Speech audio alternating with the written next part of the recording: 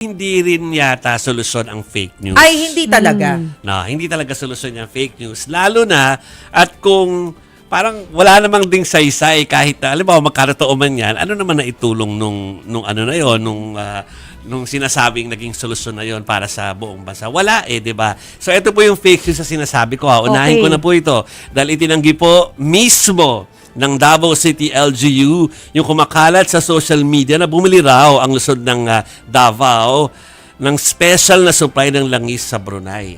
Paalala po ni Information Office Head Harvey Lantise na maging mapanuri sa mga nababasa po sa social media.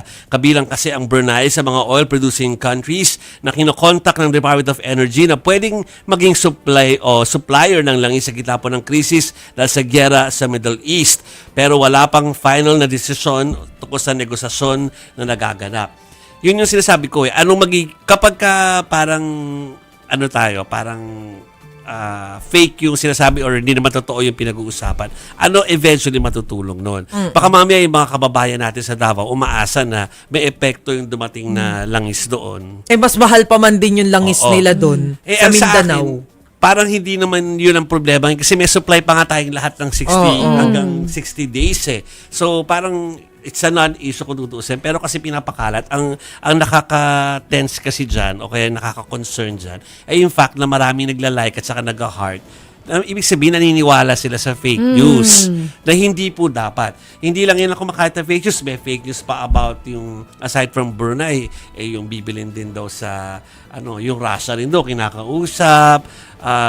Kasi pag alam mo yung geopolitics, alam mo kung saan yung supply talaga ng langis Tapos yung keso, yan kasi inaaway daw natin ng China, kaya din daw tayo mag-benefit doon sa petroleum na galing ng China. Pero kinakausap sila, ang China. Kaya nga, so di ba parang, bakit yung kailangan? Nakakatulong ba yun? Yung mga naratibong malibo para dito sa sitwasyon na to? Kung gusto nyo awayin yung leader na ayaw nyo, sige, awayin nyo sila. Pero wag yung makaka-apekto doon sa taong bayan. Yes, agree. Okay. Although totoong nakakaingit ang Brunei kasi mababa talaga yung presyo nila.